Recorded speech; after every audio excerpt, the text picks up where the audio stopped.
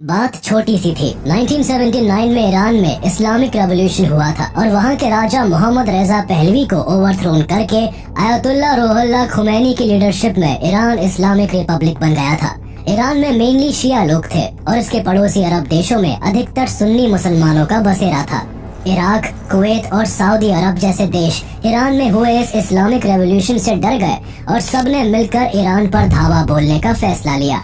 ऐसे में इराक के प्रेसिडेंट सद्दाम हुसैन आगे बढ़े और उन्होंने बाकी के अरब देशों के सपोर्ट से ईरान के खिलाफ युद्ध छेड़ दिया। लेकिन ये युद्ध 8 सालों तक बिना किसी कंक्लूजन के चलता रहा और फाइनली यूएन के इंटरवेंशन के बाद 1988 में सीज फायर के साथ खत्म हुआ। 8 सालों तक चली इस लंबी वॉर में इराक को बड़ा फाइनेंशियल लॉस हुआ और इराक की इकोनॉमी तबाह हो गई। इस वॉर के कारण इराक के फॉरेन एक्सचेंज रिजर्व्स खत्म हो गए और करीब $40 बिलियन का फॉरेन डेट इराक पर चढ़ गया, जिसमें ज्यादातर डेट कुवैत और सऊदी अरेबिया ने इराक को दिया था। लेकिन कुछ समय बाद सिचुएशंस ऐसी बनी कि कल तक इराक के साथ खड़े रहने वाले कुवैत और सऊदी अरेबिया अब इराक को ही आंखें दिखाने लगे और अपने पैसों के लिए इराक पर प्रेशर बनाने लगे, जिस कारण जल्दी ही इराक और कुवैत के बीच जंग छिड़ गई। जंग भी ऐसी जिसमें 1-2 नहीं बल्कि 35 देशों ने मिलकर एक साथ इराक को खदेड़ दिया और यहीं से सद्दाम हुसैन के बुरे वक्त की शुरुआत भी हो गई। आखिर कौन था सद्दाम हुसैन? क्यों सद्दाम हुसैन के साथ खड़े रहने वाले कुवैत और सऊदी अरेबिया ने उसका साथ छोड़ दिया था? कैसे सद्दाम हुसैन के राज में इराक एक बड़े क्राइसिस का शिकार बन गया और कैसे सद्दाम हुसैन की एक छोटी सी गलती की वजह से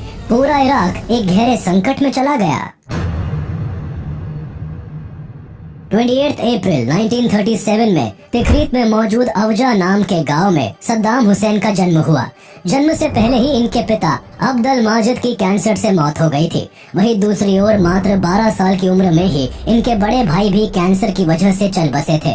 इन दोनों ही हादसों के दौरान सद्दाम हुसैन अपनी मां सुबहतुल्फा अल मुसल्लत के पेट में थे। अपने हालात से परेशान होकर इनकी मां ने अबॉर्शन करके सुसाइड करने की कोशिश की, लेकिन ये इस कोशिश में सक्सेसफुल नहीं रही। वहीं जब सद्दाम का जन्म हुआ तो इनके दिमाग से सुसाइड के सभी थॉट्स निकल गए और इनका मन बदल गया। हालांकि अभी भी खराब फाइनेंशियल कंडीशन के कारण ये अपने बच्चे को लंबे समय तक अपने पास रख नहीं पाई, जिस कारण उन्होंने सद्दाम को उसके मामा खैरल्लाह तल्फा को सौंप दिया।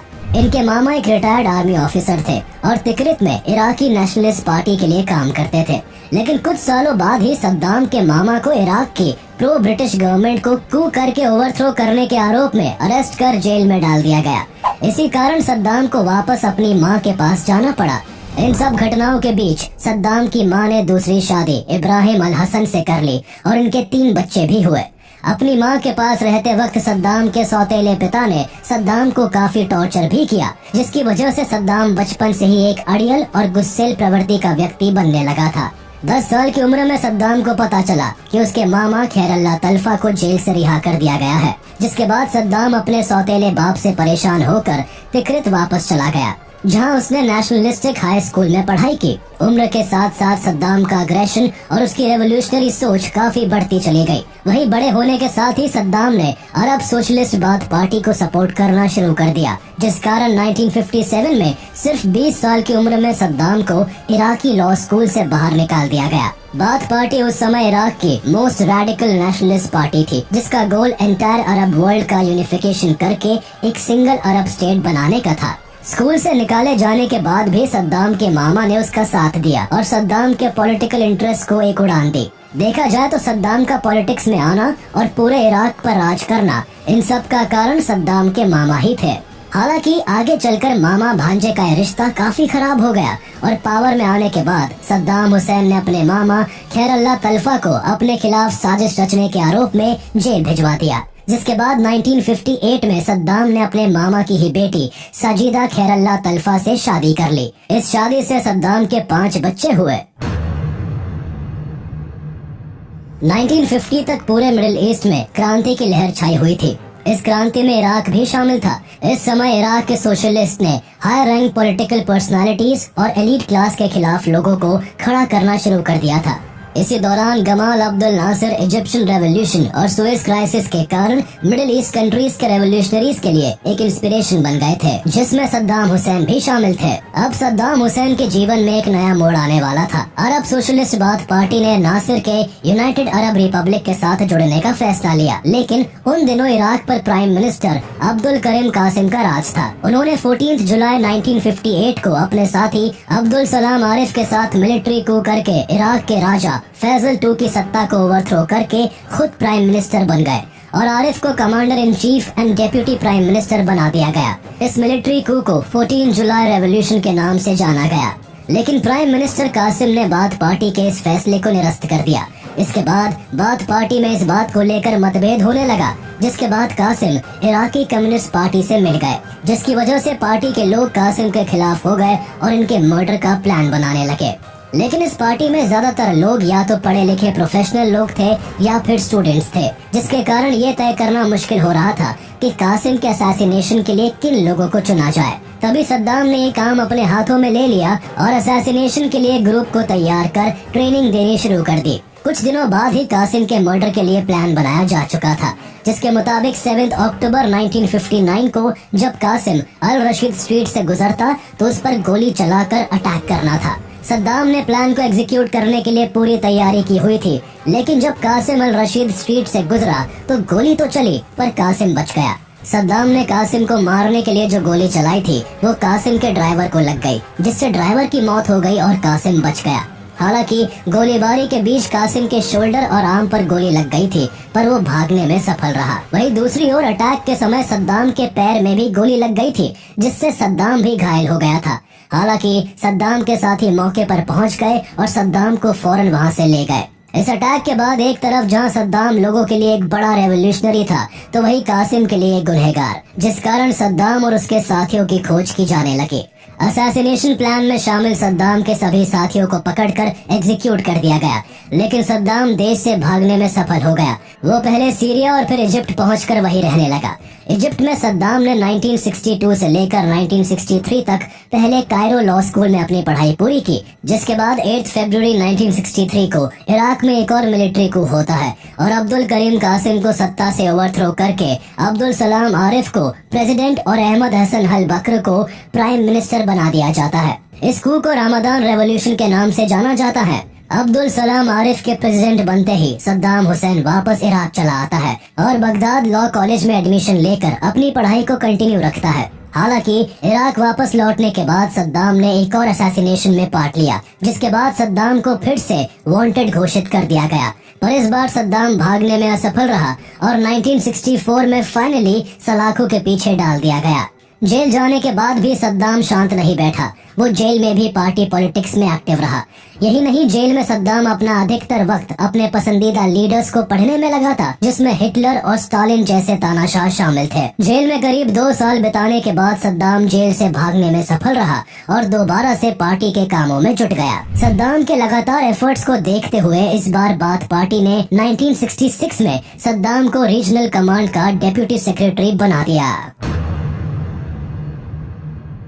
डेप्यूटी सेक्रेटरी बनते ही सितंबर 1966 को सद्दाम ने बाथिस सिक्योरिटी सर्विस की शुरुआत की, जिसका मेन मकसद सिर्फ अपने विरोधियों और ऑपोजिशन को सजा देना था। इस वक्त पार्टी सुरक्षा के नाम पर सद्दाम ने ओपोनेंट्स पर कई सारे टॉर्चर टेक्निक्स अपनाए, जैसे नाखून उखाड़ना, आंखों में सिगरेट डालना और उल्टा लटका कर मारना। ये टॉर्चर इस हद तक किए जाते थे कि विरोधी ये सब सहते सहते ही मर जाते थे। जुलाई 1968 में सद्दाम ने एक ब्लडलेस कू में हिस्सा लिया, जिसके कारण अब्दुल सलाम आरिफ को सत्ता से हटाकर अहमद हसन अल बकर को सत्ता में बैठाया गया, जो कि रिश्ते में सद्दाम के कजिन लगते थे।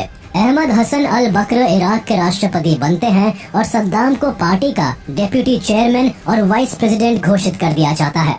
1960 से लेकर 1970 के दशक में सद्दाम एक सक्सेसफुल नेता के तौर पर पूरे इराक में लोगों के बीच जाने गए। इसी समय सद्दाम देश की कई अंदरूनी परेशानियों को भी ठीक करने में लगे रहे, साथ ही पार्टी रेपुटेशन को बढ़ाने में भी काफी मेहनत की। वहीं दूसरी ओर पूरे देश में कई मुद्दों को लेकर लोगों के बीच काफी तनाव का माहौल चल रहा था। एक तरफ शिया की सुन्नी से, अरब की कुर्द से, नोमैड्स की पेजेंट से और ट्राइबल चीफ्स की अर्बन मर्चेंट से लड़ाई चल रही थी, जिसे रोकने के लिए और हालत को सुधारने के लिए सद्दाम हुसैन ने काफी कठोर कदम उठाए। इसके साथ ही सद्दाम ने अपने देश को मजबूत करने की भी लगातार कोशिशें की।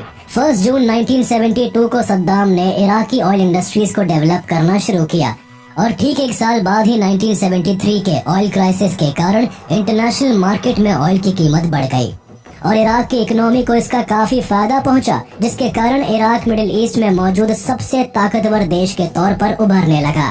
सद्दाम हुसैन ने अपने देश को डेवलप करने के लिए कई पॉलिसीज बनाई, जिसमें इराकी लोगों के लिए मुफ्त पढ़ाई, इंफ्रास्ट्रक्चर डेवलपमेंट, इराकी सोल्जर्स और उनके फैमिली को हर तरह से सपोर्ट किया जाने लगा। इन सब के अलावा सद्दाम ने एग्रीकल्चर सेक्टर और हॉस्पिटल्स पर भी ध्यान दिया, जिस कारण इन दोनों ही सेक्टर को अच्छा बूस्ट मिला।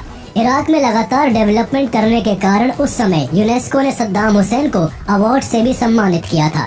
वहीं 1970 से लेकर 1980 तक इराक में मौजूद ऑयल इंडस्ट्रीज के रेवेन्यू एंड डेवलपमेंट के कारण से इराक को काफी फायदा हो रहा था। डेवलपमेंट को देखते हुए इराक के लोगों का भी अपनी सरकार पर भरोसा बढ़ने लगा था। लोग सद्दाम के किए गए कामों को सराह रहे थे, लेकिन उन्हें इस बात की खबर नहीं थी कि इस ऑयल इंडस्ट्री से जनरेट होने वाले रेवेन्यू को सद्दाम वेपन्स एंड आर्मी पर खर्च कर रहा था। एक तरफ सद्दाम इराक को डेवलप कर रहा था, तो वहीं दूसरी ओर लाखों लोगों को मौत के घाट उतार रहा था। देखा जाए तो इसने एक नहीं कई जिनोसाइड अटेम्प्ट्स किए, जिस कारण लोग आज भी इसे हिटलर से कंपेयर करते हैं। आपको जानकर हैरानी होगी कि सद्दाम ने न केवल जुर्म करने वालों को बल्कि अपने खिलाफ खड़े हर इंसान को चुन चुन कर मरवाना शुरू कर दिया था। 27 जनवरी 1969 को इराक अथॉरिटीज ने 14 इराकीज को ईरान का स्पाई बताकर फांसी पर चढ़ा दिया। फांसी पर चढ़ाए गए 14 लोगों में 9 जूस, 3 मुस्लिम्स और 2 क्रिश्चियंस थे। सद्दाम के इस फैसले के पीछे इराक की मेजर पॉपुलेशन का सपोर्ट लेना था, जो उन्हें आगे चलकर मिला भी। 1982 में सद्दाम हुसैन ने इराक के शाइट टाउन ऑफ डुजैल के करीब 160 लोगों को मरवा दिया था। उसे लगता था कि इन लोगों ने ही उस पर असैसिनेशन अटेम्प्ट्स किए हैं। ये सभी क्राइम तो फिर भी सद्दाम के बाकी क्राइम्स के आगे छोटे थे, क्योंकि सद्दाम ने कुर्द लोगों के साथ जो किया वो वाकई दिल दहला देने वाला था। सद्दाम ने 1986 से लेकर 1989 तक नॉर्थ इराक में कुर्द लोगों के खिलाफ एक जीनोसाइडल कैंपेन में करीब 1,82,000 कुर्द लोगों को या तो पॉइजनस गैस देकर मरवा दिया या गायब करवा दिया। साथ ही करीब 3 लाख कुर्द्स को ईरान डिपोर्ट करवा दिया गया। इसके साथ ही ईरान इराक वॉर के समय जब Iraqi base Kurdistan democratic party ने ईरान के साथ एलाइज बना ली थी, तो सद्दाम ने क्लैन और उसके लीडर मसूद बरजानी को पनिश करने की साजिश रची, जिसमें करीब 5,000 लोगों को मौत के घाट उतार दिया गया। मरने वाले में कई बच्चे 10 साल के भी नहीं थे, लेकिन सद्दाम को इन सब से कोई फर्क नहीं पड़ा। सद्दाम के किए गए डेवलपमेंट्स के कारण अब पूरे देश की जनता अहमद हसन अल बकर के नाम की माला जपने की जगह सद्दाम हुसैन के नाम की माला जप रही थी, और इस वजह से अल बकर को सद्दाम से परेशानी होने लगी, जिस कारण उसने जनता की नजरों में सद्दाम हुसैन को नीचे गिराने के लिए सीरिया से हाथ मिला लिया। लेकिन सद्दाम हुसैन ने ये चाल उल्टी कर दी और अल बकर को अपनी कुर्सी छोड़नी पड़ी, जिसके बाद 16 जुलाई 1979 को सद्दाम हुसैन इराक के प्रेसिडेंट बन जाते हैं और इराक सद्दाम हुसैन की मुट्ठी में आ जाता है। राष्ट्रपति बनने के एक हफ्ते के अंदर ही सद्दाम ने बाथ पार्टी की एक कॉन्फ्रेंस रखी, जहां उसने क्रूरता का सबसे पहला उदाहरण पब्लिक के सामने पेश किया। इस कॉन्फ्रेंस को अटेंड करने आए 250 पार्टी मेंबर्स में से 68 ओपोनेंट्स को गद्दार बताकर पार्टी से बाहर निकलवा दिया और 22 लोगों को मरवा दिया गया। अगस्त 1979 तक सद्दाम ने अपने सभी विरोधियों को या तो जान से मरवा दिया या फिर उन्हें जेल में डलवा दिया। सद्दाम के इस तरह के फैसलों को देखकर जो जनता उसे हीरो समझ रही थी, अब वही लोग इसे जल्लाद समझने लगे। लगातार सद्दाम के ब्रूटल स्टेप्स के कारण उसे अपनी सिक्योरिटी का भी खास ख्याल रखना पड़ा। सद्दाम की सिक्योरिटी के लिए एक से बढ़कर एक इंतजाम किए गए, कई रूल्स बनाए गए, जिनमें एक रूल ऐसा भी था कि सद्दाम का जनरल जब भी उससे मिलने के लिए आता तो सबसे पहले जनरल की फुल प्रूफ चेकिंग होती, जिसमें उसके कपड़े उतरवा कर चेक किए जाते और फिर उन्हीं कपड़ों को वॉश करने के बाद जनरल को सद्दाम से मिलने की परमिशन दी जाती। यही नहीं, सद्दाम के खाने पीने का भी खास ख्याल रखा जाता था। सद्दाम को डर था कि कहीं कोई उसके खाने में पॉइजन न मिला दे। इस कारण सद्दाम के खाना खाने से पहले शेफ का बेटा खाने को चखा करता था। यही नहीं, सद्दाम की सिक्योरिटी इतनी जबरदस्त थी कि सद्दाम के रहने के लिए एक नहीं बल्कि कई पैलेसेस बनाए गए, जिनमें सद्दाम के बॉडी डबल्स रहा करते थे। इन बॉडी डबल्स को भी सद्दाम की तरह ही स्पेशल ट्रीटमेंट दिया जाता था, जिससे कोई पता ना लगा सके कि असल में असली सद्दाम कौन है। 1979 वो वक्त था जब खाड़ी देशों में आपसी युद्ध की स्थिति बन गई थी। इन्हीं दिनों ईरान में हो रहे इस्लामिक रेवोल्यूशन की वजह से 25 साल से राज कर रहे वहां के राजा मोहम्मद रेजा पहलवी को अपनी कुर्सी छोड़नी पड़ी और आयतुल्लाह रुहुल्लाह खुमैनी की लीडरशिप में ईरान इस्लामिक रिपब्लिक बन गया। ईरान में हुए इस इस्लामिक रेवोल्यूशन के कारण ईरान के पड़ोसी देश जैसे कुवैत, सऊदी अरेबिया और इराक डर गए, क्योंकि ईरान में शिया कम्युनिटी के लोग ज्यादा थे, जिनकी तादाद बाकी की अरब कंट्रीज में कम थी। इन कंट्रीज को ऐसा लगने लगा था कि इस रेवोल्यूशन के कारण उनके देश की शिया कम्युनिटी कहीं भड़क ना जाए और उनकी सत्ता खतरे में ना आ जाए। ऐसे में सद्दाम को कई देशों ने प्रोवोक किया, जिसमें सबसे आगे कुवैत और सऊदी अरेबिया खड़े थे। सद्दाम हुसैन को भी ऐसा लगने लगा था कि शायद वो ईरान पर हमला करके 1975 में अल्जियर्स एग्रीमेंट के कारण खोई हुई अपनी जमीन को वापस अपने कब्जे में कर सकता है। इसी सोच के साथ सद्दाम हुसैन ने कुवैत और सऊदी के सपोर्ट से ईरान पर हमला कर दिया। वॉर के शुरू होने के कुछ दिन पहले ही सद्दाम ने अपने देश की शिया कम्युनिटी के बड़े मिनिस्टर्स को मरवा दिया था, जिनसे उन्हें इस इस्लामिक रेवोल्यूशन में खतरा था। सद्दाम ने सोचा था कि अभी अभी हुए इस्लामिक रेवोल्यूशन से ईरान इतना मजबूत नहीं होगा कि वो इराकी सेना का मुकाबला कर सके, और इस वजह से इराक युद्ध आसानी से जीत जाएगा। इसके अलावा उन दिनों इराक विश्व की चौथी सबसे बड़ी सेना थी। शायद इसी वजह से सद्दाम हुसैन ने इराक में अपनी आसान जीत की उम्मीद लगा ली थी, लेकिन हुआ इसका उल्टा। आयतुल्लाह रुहुल्लाह खुमैनी के कहने पर ईरान का हर एक व्यक्ति इस युद्ध में भाग लेने सड़कों पर उतर पड़ा। जिस युद्ध को सद्दाम ने कुछ हफ्तों की लड़ाई समझा था, वो अब खत्म होने का नाम ही नहीं ले रही थी। ईरान इराक की ये लड़ाई लगभग 8 सालों तक चली, जिसमें इराक को ईरान की 1 इंच जमीन भी नहीं मिली, बल्कि इराक पर करोड़ों का कर्जा हो गया। दरअसल जब इराक ने इस युद्ध की शुरुआत की थी, तब सऊदी और कुवैत ने खुले हाथों से इराक को कर्ज के रूप में मदद पहुंचाई थी। कर्ज लेते समय इराक ने यही सोचा था कि एक बार ईरान पर वॉर जीतने के बाद उनके पास पैसों की कोई कमी नहीं होगी, लेकिन जो हुआ उसने इराक में एक नई इकोनॉमिक क्राइसिस को जन्म दे दिया। जिसके बाद इराक को समझ आ गया कि वॉर को कंटिन्यू रखना उनके लिए पॉसिबल नहीं है। जिसके बाद इराक ने वॉर से अपने कदम पीछे ले लिए और इराक ने जो वॉर सितंबर 2, 1980 को शुरू किया था, वो फाइनली 20 अगस्त 1988 को पूरे 7 साल 11 महीनों के बाद सीज फायर के साथ खत्म हुआ। सद्दाम हुसैन इस वॉर को इसलिए भी नहीं जीत पाया क्योंकि ईरान के पास फोर्सेस के अलावा उस समय उनके लोग भी खड़े थे, जो इराक से किसी भी हाल में हार नहीं मान रहे थे। इस वॉर में अमेरिका भी इराक को वेपन्स प्रोवाइड करने में मदद कर रहा था। वहीं कुवैत और सऊदी अरेबिया इराक की जीत के लिए फाइनेंशियली सपोर्ट कर रहे थे। अब सालों चली इस लड़ाई में हर मुमकिन कोशिश करने के बाद भी रिजल्ट किसी के भी फेवर में नहीं आया और यूएन ने 20 अगस्त 1988 को दोनों ही देशों के बीच सीज फायर एग्रीमेंट करवाया। इस 8 सालों की वॉर में इराक को काफी नुकसान पहुंचा और लाखों मासूमों की जानें चली गई। यही नहीं, 16 मार्च 1988 को सद्दाम ने अपने ही देश के कुर्दिश मुसलमानों पर जहरीली गैस का इस्तेमाल करवाया, जिसका नतीजा ये निकला कि गैस के कारण करीब 10,000 के आसपास लोग मारे गए और जो बचे वो जिंदगी भर के लिए अपाहिज हो गए। सद्दाम के इस तरह के व्यवहार के कारण जब यूएन ने सद्दाम से सवाल जवाब किए तो अपनी सफाई में सद्दाम ने साफ कर दिया कि मारे गए सभी लोग इराक के खिलाफ ईरान के लिए जासूसी कर रहे थे, जिस कारण उन्हें ऐसा कदम उठाना पड़ा। सद्दाम के स्टेटमेंट से ईरान और इराक के बीच बात और भी बिगड़ती गई। ईरान के साथ वॉर खत्म होने के बाद इराक पर भारी कर्जा था। इराक में लोगों के पास ना खाने के लिए खाना था, ना मेडिकल सुविधाएं थी और ना ही उनके पास रहने के लिए घर बचा था। वॉर के एंड तक इराक में आर्थिक संकट अपनी चरम सीमा पर पहुंच गया था।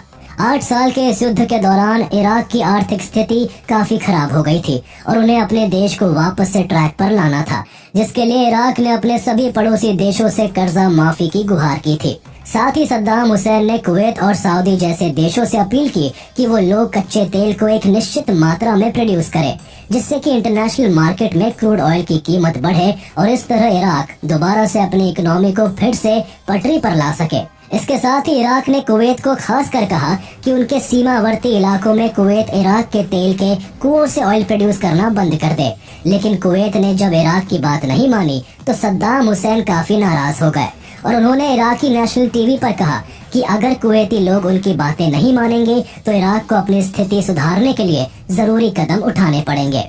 वही इराक का कुवैत की तरफ बदलता रवैया कुवैत को रास नहीं आया, जिस कारण कुवैत ने इराक पर उसका सारा उधार चुकाने के लिए प्रेशर बनाना शुरू कर दिया। वॉर के कारण इराक की हालत अच्छी नहीं थी, जिस कारण वो कुवैत का कर्ज नहीं चुका पा रहा था। हालांकि बात को पटरी पर लाने के लिए जब सद्दाम ने कुवैत से कर्जा लौटाने के लिए थोड़ा समय मांगा तो कुवैत ने समय देने से साफ इनकार कर दिया। यही नहीं, कुवैत ने इराक पर और प्रेशर बनाने के लिए इराक के सीमावर्ती कुछ ऑयल रिजर्व्स पर कब्जा करना शुरू कर दिया। कुवैत का साफ कहना था कि या तो पैसा लौटा दो या अपने ऑयल रिजर्व से हाथ धो बैठो। कुवैत के लगातार ऑयल रिजर्व्स पर कब्जे के कारण सद्दाम ने बातचीत से सब ठीक करने की कोशिश की, लेकिन इससे भी कोई फायदा नहीं हुआ, जिसके बाद फाइनली सद्दाम ने स्ट्रिक्ट कदम उठाते हुए 2 अगस्त 1990 को कुवैत पर हमला कर दिया। इन सभी रीजंस के अलावा भी सद्दाम हुसैन का कुवैत पर हमला करने के कई कारण थे। जैसे इराक लगातार इस बात का दावा करता था कि कुवैत उसकी टेरिटरी है, चूँकि दोनों ही देश ओटोमन एम्पायर के टाइम से बासरा प्रोविंसेस में आते थे, पर कुवैत इराक की इस बात से सहमत नहीं था। कुवैत की रूलिंग डायनेस्टी अल सबा फैमिली ने 1899 में एक सुजरेनिटी एग्रीमेंट को फाइनलाइज किया था, जिसके हिसाब से कुवैत के फॉरेन अफेयर्स की जिम्मेदारी यूनाइटेड किंगडम को दे दी गई थी। जिसके बाद यूके ने 1922 में कुवैत और इराक के बीच एक बाउंड्री बना दी, जिससे इराक कम्प्लीटली लैंडलॉक्ड हो गया। इस बाउंड्री के बाद भी इराक हमेशा से कुवैत पर अपना दावा करता था। इसके अलावा कुवैत के पास भारी मात्रा में ऑयल रिजर्व्स थे, जिन पर सद्दाम की काफी पहले से नजर थी। उसे लगता था कि अगर उसने कुवैत को जीत लिया तो सारे ऑयल रिजर्व्स उसके हो जाएंगे और वो फिर आराम से उन रिजर्व्स की मदद से ज्यादा रेवेन्यू जनरेट करके अपने सारे डेट को चुका देगा। इसके बाद इराकी सेना कुवैत की तरफ बढ़े। देखते ही देखते इराकी सैनिक अपने 300 टैंक्स और 1 लाख सैनिकों के साथ कुवैत में लाशें बिछाने लगे। 1 लाख से अधिक इराकी सैनिकों के सामने कुवैती आर्मी ने ना के बराबर रेजिस्टेंस दिखाई और सरेंडर कर दिया। इराकी सैनिकों को सद्दाम की ओर से आदेश था कि वो सीधे कुवैत सिटी को कैप्चर करे और वहाँ की रॉयल फैमिली को बंदी बना ले। लेकिन इसके पहले कि इराकी सैनिक वहां पहुंचते, कुवैत की रॉयल फैमिली और उनके मिनिस्टर्स सऊदी अरब में भागकर शरण ले चुके थे। इराकी आर्मी के हाथों में रॉयल फैमिली तो नहीं आई, लेकिन कुवैत के अमीर किंग जबर अल अहमद अल जबर अल सबा के छोटे भाई फहद अल अहमद अल जबर अल सबा अपने कुछ आर्मी मैन के साथ इस इन्वेशन में मारे गए। देखते ही देखते इराकी आर्मी ने पूरे कुवैत को अपने कंट्रोल में ले लिया और सद्दाम हुसैन ने अपने चचेरे भाई अली हसन अल मजिद को कुवैत का गवर्नर बना दिया। कुवैत पर जबरदस्ती कब्जा करना American president George H.W. Bush, UK के प्राइम मिनिस्टर मार्गरेट थैचर और सऊदी अरेबिया समेत कई गल्फ कंट्रीज को पसंद नहीं आया, जिस कारण इन सभी ने मिलकर 35 देशों की एक कोएलिशन फोर्स को तैयार किया और इराक के खिलाफ युद्ध घोषित कर दिया। इस कोएलिशन फोर्स को अमेरिका लीड कर रहा था। 6 अगस्त 1990 को United nation security council resolution 661 पास करता है और इराक के साथ सभी ट्रेड को बैन कर देता है। इसके साथ ही यूएन ने अपने सभी मेंबर कंट्रीज से कुवैत के एसेट्स एंड लेजिटिमेट गवर्नमेंट को प्रोटेक्ट करने के लिए अपील करता है। हालांकि इससे इराक को कुछ खास फर्क नहीं पड़ता, जिसके रिस्पांस में अमेरिका ने 7 अगस्त 1990 को ऑपरेशन डेजर्ट शील्ड लॉन्च कर अमेरिकन आर्मी, नेटो और अरब कंट्रीज के हजारों सैनिक सऊदी अरेबिया पहुंचकर मिलिट्री बिल्डअप करना शुरू कर देते हैं। देखते ही देखते सऊदी में 1 लाख सैनिक पहुंच जाते हैं। इस दौरान भी ज्यादा कुछ नहीं बदलता है और इराक कुवैत से विड्रॉ नहीं करता है। 17 जनवरी 1991 को कोएलिशन फोर्सेस की ओर से ऑपरेशन डेजर्ट स्टॉर्म लॉन्च किया जाता है और एयर बॉम्बिंग करके इराक की सभी बड़ी सिटीज, बिजनेस सेंटर्स, सड़कें, ब्रिजेस सबको बर्बाद कर देता है। इस हमले के दौरान इराक के हजारों मासूमों की जान चली गई और इराक की बची हुई इकोनॉमी पूरी तरह से तहस नहस हो जाती है। 17 जनवरी 1991 से लेकर 28 फरवरी 1991 तक चले इस ऑपरेशन में इराक पूरी तरह बर्बाद हो गया और कुवैत से विड्रॉ करने के लिए राजी हो गया। हालांकि ये विड्रॉल अब इराक के लिए काफी मुश्किलें लेकर आने वाला था। कुवैत से निकलते हुए इराकी सैनिकों ने कुवैत के 950 से ज्यादा तेल के कुओं में आग लगा दी और उनके सैकड़ों ऑयल स्टोरेज यूनिट्स को भी बर्बाद कर दिया। इस युद्ध के बाद कई देशों ने इराक से अपने सारे रिलेशंस खत्म कर लिए और इराक घुटनों के बल गिर गया। कुवैत पर अटैक करना इराक को काफी भारी पड़ा। इराक फिर से दोबारा युद्ध ना करे, इसके लिए अमेरिका ने इराक के सारे बेसिस, वेपन्स और वॉर रिसोर्सेज को जलाकर खत्म कर दिया। यहाँ के एटम रिसर्च सेंटर को भी उड़ा दिया गया। कुल मिलाकर करीब 2,63,000 इराकी सोल्जर्स इस वॉर के चलते बैडली अफेक्ट हुए। सोल्जर्स के अलावा सिविलियंस को भी इस वॉर ने काफी अफेक्ट किया। कई लोगों को अपनी जान गंवानी पड़ी, कई जिंदगी भर के लिए अपाहिज हो गए, तो वहीं कई लोगों को प्रिजनर्स ऑफ वॉर के तौर पर बंदी बना लिया गया। इस वॉर में करीब 11 मिलियन बैरल ऑयल गल्फ में स्प्लिट हो गया, जिस कारण मरीन लाइफ और वाइल्ड लाइफ को काफी नुकसान झेलना पड़ा। करीब 80 ऑयल टैंकर्स और शिप्स भी गल्फ के समंदर में डूब गए, जिससे गल्फ इकोसिस्टम में भारी पॉल्यूशन फैल गया। साथ ही इराक ने पीछे हटते समय कुवैत के करीब 600 ऑयल वेल्स में आग लगा दी, जिससे ग्लोबली एनवायरनमेंट को काफी नुकसान पहुंचा। हालांकि फिर भी सद्दाम इराक के तानाशाह बने रहे और इराक को दोबारा से खड़ा करने की कोशिश में लगे रहे। कुछ समय बाद American president George W Bush Saddam Hussain के ऊपर वेपन्स ऑफ मास डिस्ट्रक्शन का इल्जाम लगाकर इराक को इन्वेड करते हैं। इस फैसले से इराकी जनता भी काफी खुश थी, क्योंकि कहीं न कहीं ये लोग भी सद्दाम हुसैन की तानाशाही से परेशान हो चुके थे। इस बीच सद्दाम हुसैन दुनिया की नजरों से छुपकर अंडरग्राउंड हो गया। लाख कोशिशों के बाद भी सद्दाम अब तक यूएस आर्मी के हाथ नहीं लगा था, जिस कारण इराक के अद्वार टाउन में आखिरी कोशिश करने के बाद अमेरिकन आर्मी ने इराक से रवाना होने का प्लान बना लिया था, जिसके लिए हेलीकॉप्टर सारे सोल्जर्स को वहां से ले जाने आया। लेकिन तभी यूएस के एक सैनिक ने कुछ महसूस किया। उसे लगा कि जिस फर्श पर वो और बाकी के सोल्जर्स खड़े हैं, वो फर्श अंदर से शायद खोखली है, और उसका ये शक यकीन में तब बदल गया जब उसने जमीन पर पड़ी लकड़ियों के टुकड़ों को लात मारकर एक छोटे से छेद को देखा। तो उसने पाया कि वो एक बंकर के ऊपर खड़ा है, जिसमें सद्दाम जैसी शक्ल का एक आदमी हाथ में बंदूक लेकर खड़ा है और उसका निशाना बाहर की ओर है। ये देखकर तुरंत ही उस सैनिक ने अपने बाकी के सोल्जर्स को खबर दी, जिसके बाद सभी सोल्जर्स ने इकट्ठा होकर उस बंकर को खोला। बंकर खोलकर जब सबने अंदर देखा तो उसे सद्दाम हुसैन काफी खराब हालत में खड़ा दिखाई दिया। अमेरिकी सोल्जर्स ने सद्दाम को बाहर निकाला। एक वक्त पर काफी वेल ड्रेस्ड और शाही तरीके से रहने वाला सद्दाम किसी लावारिस की तरह दिख रहा था। उसने महीनों से शेव नहीं की थी और काफी कमजोर और थका हुआ भी था। सद्दाम को गिरफ्तार कर सीधे यूएस बेस में ट्रांसफर कर दिया गया, जहां वो 30 जून 2004 तक रहा। इसके बाद सद्दाम को ट्रायल्स के लिए ऑफिशियली इंटरिम इराकी गवर्नमेंट को सौंप दिया गया, जिसके बाद सद्दाम पर लगातार हियरिंग्स हुई और फाइनली सद्दाम को सजा सुनाई गई। कई इल्जामों को ध्यान में रखते हुए सद्दाम को कोर्ट ने सेंटेंस टू डेथ की सजा सुनाई और 30 दिसंबर 2006 को सद्दाम हुसैन को फांसी पर लटका दिया गया। इस तरह 25 सालों तक इराक पर राज करने वाले तानाशाह का अंत हुआ। हालांकि फांसी को लेकर दुनिया भर के लोगों की अलग अलग राय थी।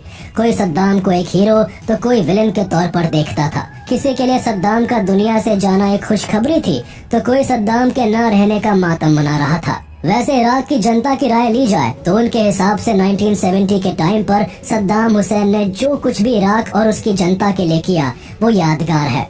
सद्दाम ने इस समय इराक के डेवलपमेंट के लिए काफी मेहनत की, जिस कारण 1970 का समय इराक के लिए एक गोल्डन पीरियड था। लेकिन इसके बाद सद्दाम का जो रूप देखने को मिला वो खतरनाक था। कुल मिलाकर सद्दाम हुसैन को पावर की भूख ने गलत बना दिया था, वरना इराक के लोगों के अनुसार सद्दाम हुसैन कई मामलों में बाकी के आए हुए सभी राष्ट्रपति से बेहतर था।